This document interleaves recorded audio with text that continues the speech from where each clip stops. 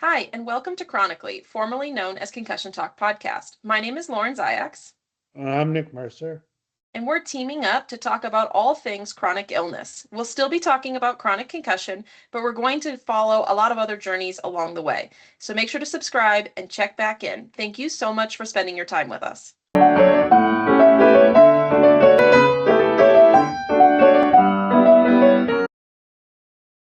Episode of Chronically, formerly Concussion Talk Podcast. My name is Lauren Zayaks, and my co-host Nick Mercer and I are so excited to welcome the incredible Dr. Douglas Terry.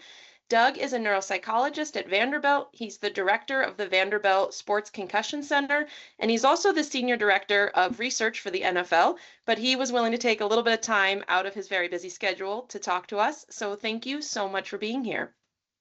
It's great. I love this. Thank you so much for having me. Thanks so much. I guess I'll get started. Lauren had to, whatever, trim down that all your credentials and your titles. But you have focused mostly on brain injury. Hold on, not too loud here. But you focus mostly on you've done a lot of research on brain injury research and identifying brain injured patients. And so, was there a switch, or did you have you always wanted to do neuropsychology? Is that like a new thing? Because there were like more. Oh, Yeah. So the field of neuropsychology in general has been around for a really long time. Currently in the year 2026, we have tons of different types of brain imaging, from CAT scans and MRIs to yeah. functional imaging. 50 or 60 years ago, we knew people were having brain injuries, and we knew their brains weren't working appropriately, but we couldn't image those individuals. That technology just didn't exist in the 50s and 60s and 70s, nearly where it is today. So neuropsychology as a field specializes in things like memory skills and language skills and speed of thinking and attention and those assessments. And it started because since we couldn't take pictures of the brains the way that we wanted to, we would administer these kinds of cognitive tests to individuals, see where they were having difficulties, and then upon autopsy, if they were to have at some point passed away, we would be able to look at the structures of the brain and then kind of associate, all right, they couldn't do this specific task. Maybe it's a very specific kind of memory task. And on autopsy, this was the region that was damaged. So they must be associated, right? So that's where the field kind of came out. But typical questions for a neuropsychologist are around, I don't know, in kids, like, does this child have a learning disorder versus ADHD versus an anxiety in the classroom, which is why they're not learning well. Or in the older adult sense, is grandma, having age appropriate changes, or is this Yeah. more than what we Yeah. would expect? Is this a dementia? And if so, what type of dementia? We all talk about Alzheimer's, but there's lots of different types of dementias, and they look different on cognitive testing. So Yeah. so that's where the field is. I kind of came into it by accident, and Oh, inherited a project on college rugby players.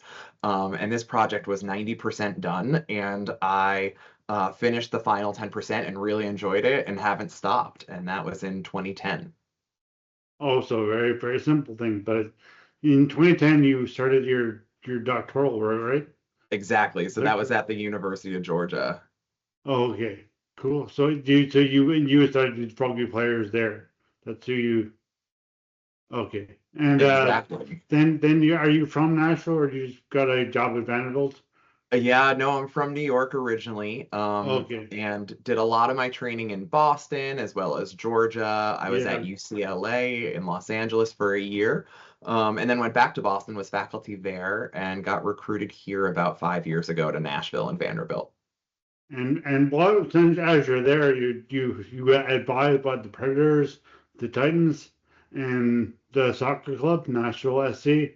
I'm not too up to date on them, but yeah. So between that and those, you've obviously done amateur athletes, but I mean with your time in still schools, but also I'm sure you've just seen some like at the Children's Hospital, for example, you've seen the amateur athletes come in.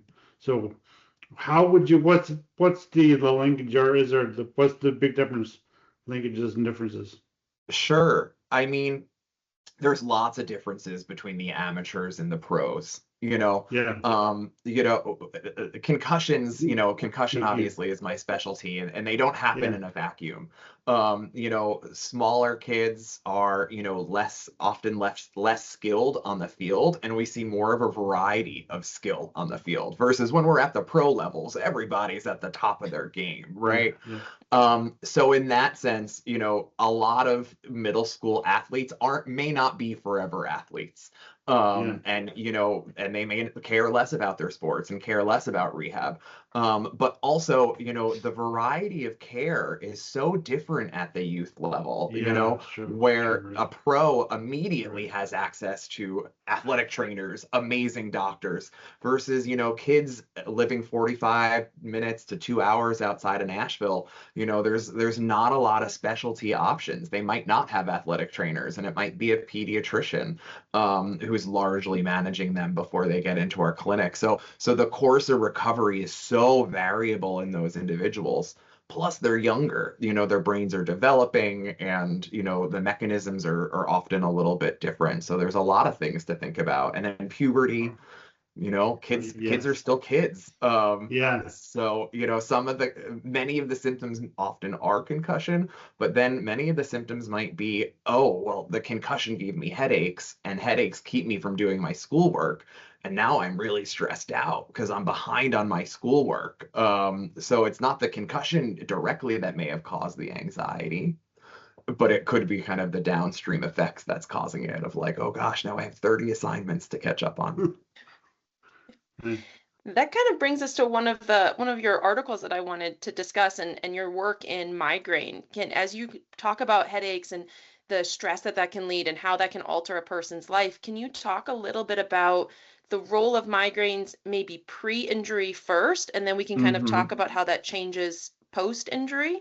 Right, right. And that's a great thing. And a lot of my research has focused on who we are as humans before we get a concussion and how the things that we bring to the table during a concussion might impact that recovery.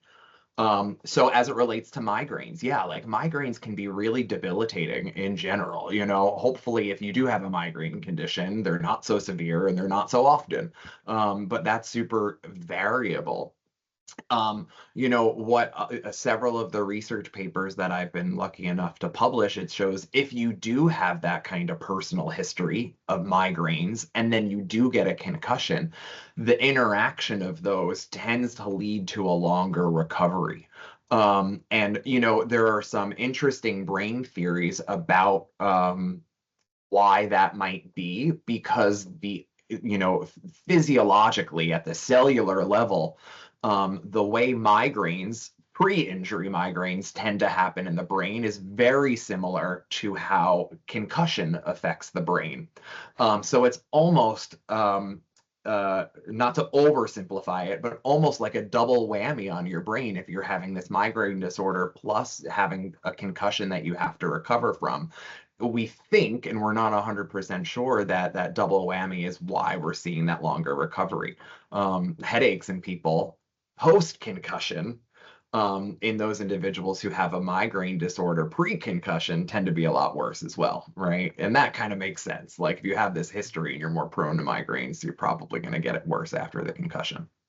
That's actually really interesting when you talk about the mirroring between the acute insult of a concussion and the pathology of a migraine just in general being similar, Hmm. because we know that there's this acute autonomic disruption, or the way the blood moves through the brain post concussion. And we know that at least one of the mechanisms or primary mechanism of migraine is this vascular changes that occur in the brain. Absolutely. So that makes a lot of sense. And then also, I wonder your thoughts, especially being a neuropsychologist, on all of this emerging knowledge on chronic pain. So those of us with migraine as a condition, and I love the new verbiage that's coming out where it's a migraine attack. You suffer from Hmm. migraines and you're having a migraine attack like you would, I have asthma and I'm having an asthma attack, right? I Right. love some of that new verbiage coming out. Right. And so our brains, we know, change in the condition of chronic pain, and we know that a person who's had one chronic injury is more likely because their brain is more susceptible to those pathways for another. So I mean, it's kind of a big leap, but as you're talking, it makes me wonder, is a person who suffers from migraine already starting down some of those brain pathway changes? And is that possibly a mechanism for their chronic symptoms post concussion? I don't know. Maybe you know the answer to that. Yeah, I don't know if we know that. And but it's a great hypothesis and a great question to try to ask. Another one that I'm super interested in is, you know, if you have migraines, one might assume your brain is vulnerable to other things. Kind of like how you said, like, you know, if you have chronic pain, you're more likely to have chronic pain, right? These things can kind of build on each other. So the notion of like, hey, are people with certain pre-existing conditions with migraines more prone to getting concussions? You know, if, you know, two people get hit the same way, in the exact same way, but one has migraines and one doesn't have a history of migraine condition, you know, is the one who has the migraines going to be more likely to actually get a concussion? And I don't know if we know the answer to that, but we're kind of interested in it. I'm going to hop in here for. I don't have migraines. I have no experience with migraines. So when you experience a migraine, what's the difference between that and a regular just run-of-the-mill headache? Yeah, it's a great What's the question. So there are a lot of similarities. Obviously, both of them involve head pain. yeah. There are different types of headaches. So headache is kind of the big umbrella word. And within that, we might think about things like a tension headache, or a sinus headache, or you know, a neck-based headache, a cervicogenic headache, which I'm sure Lauren and your background knows a ton about. With my 13 head injuries personally, you mean? Yeah. And just your professional background is really what I was referring to. Because that's a really common cause of headaches. But migraines is a type of headache that's thought to be only on one side of the head, so unilateral. It tends to be more throbbing in the sensation as opposed to something that's more dull or achy or pressure. And with the migraine, you tend to have light sensitivity, noise sensitivity, and sometimes nausea and vomiting. It's also really common to have an aura, which is often visual changes, but can be beyond visual changes right before that headache starts. Okay. So it's kind of like the literal characteristics of how it feels and where you feel it is different than other headaches. Yeah. And then, or it's just a kind of haziness, just indescribable, really. Say that again. It's indescribable, really. Like you just can't really. It's just haziness. Often it's different for different people. So some people see almost like tunnel vision, where their vision will almost literally restrict. Other people see like rainbows or kaleidoscope-like things, where, you know, almost like when you look at light through like a crystal, how you almost see that rainbowness. So some people see it like that. Other people might have a complete white vision or complete black vision. It can be very disruptive, but there's all of these different types of experiences.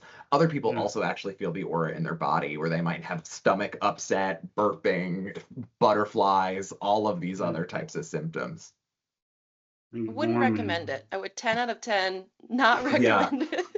I know it can be really unpleasant in a variety of ways, which is often why you see people with migraines like trying to escape to a dark room, because that light sensitivity makes normal amounts of light feel just oppressive and terrible. And just for our listeners, I also want to mention that there are migraines that don't have headache associated with them. So there's also vestibular migraines where your primary symptom is dizziness. So just know that there's lots of different types of migraines out there as well, particularly as it relates to our population. Absolutely, yeah. Or ocular migraines, where you have all of these kinds of aura symptoms, but then the headache never happens. So yeah, there's lots of different nuances, but we do think it's a vascular thing. Okay.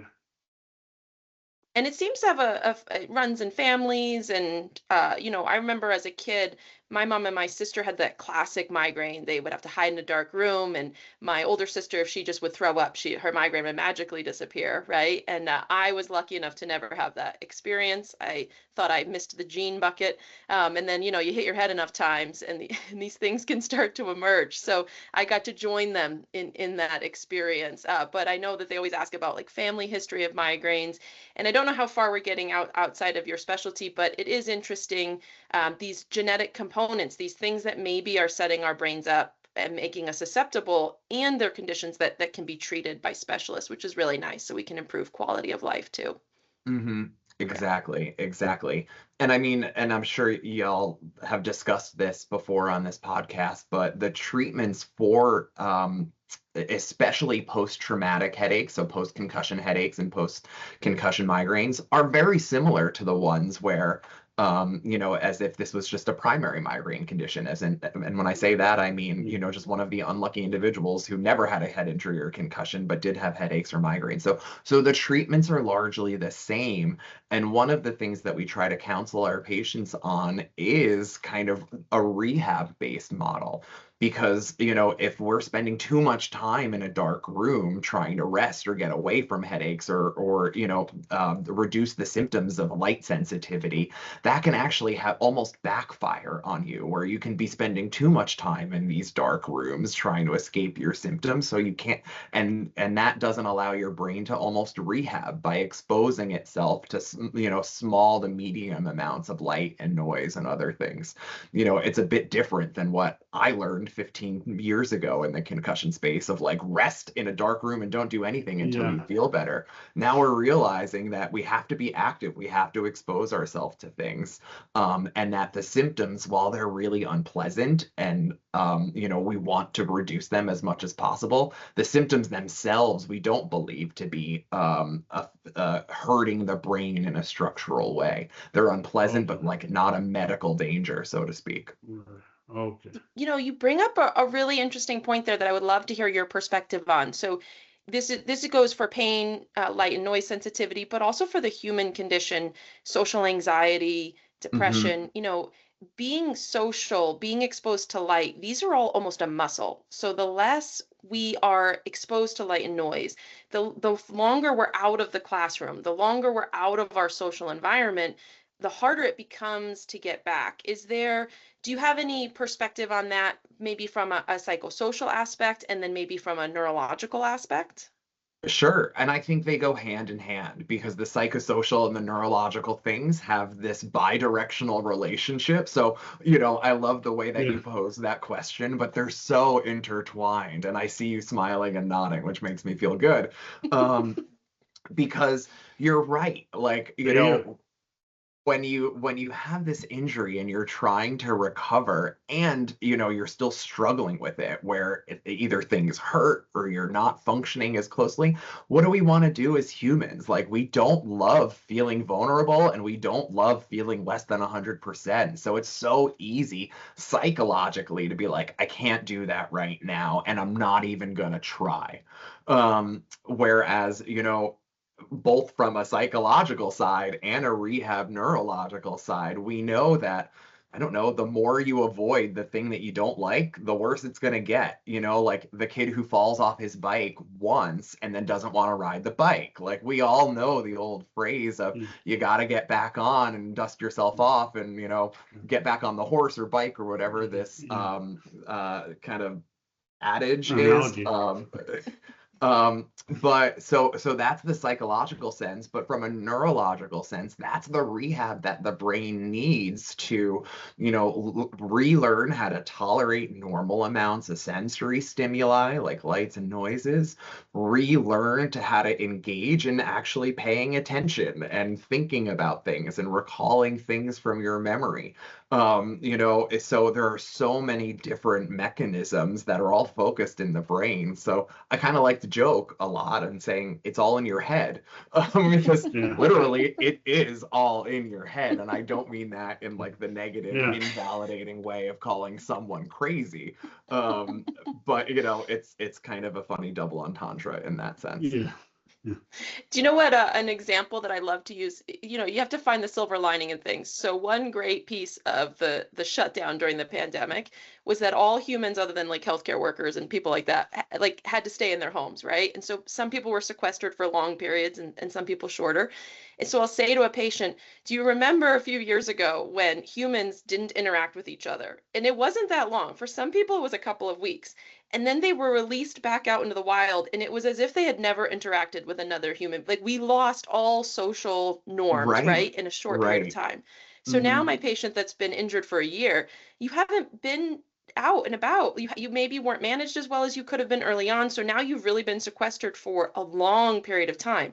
You're Right. going to have some challenges habituating your nervous system back into just the world. And then you are crippled with being over 25. So you have a frontal lobe. And so you have Hmm. fear conditioning and memory and reasoning. And Right. so it stands for reason that it would be hard.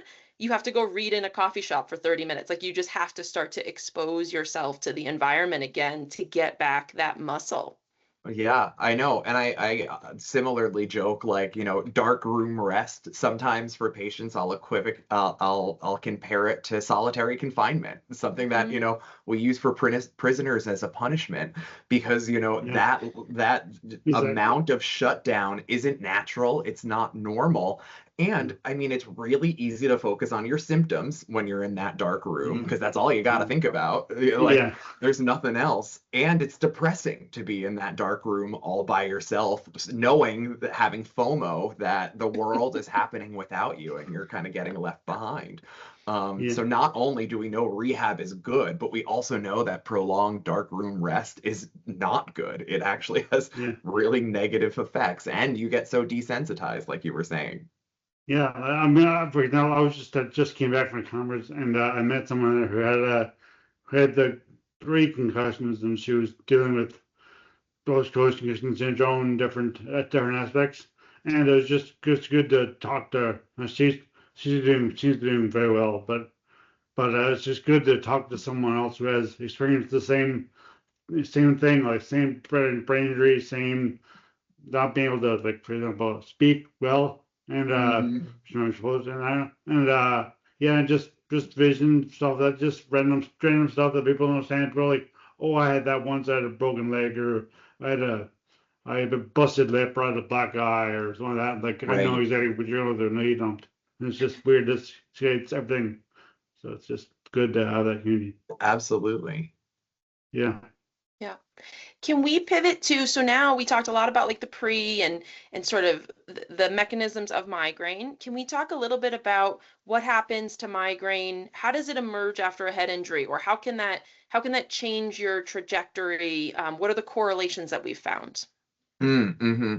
So yeah, when we think about migraine, we do think it's a risk factor for a longer recovery. Now, the actual symptoms that individuals report are pretty variable, but um, and almost all concussions have headaches associated with them. It's like the number one symptom after a concussion.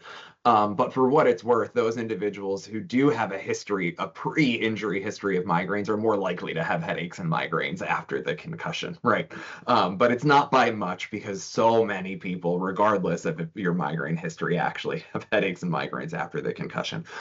They sometimes, there's more anecdotes that it's tougher to control those headaches and migraines in individuals with pre-existing migraine disorders. But it affects a lot of things.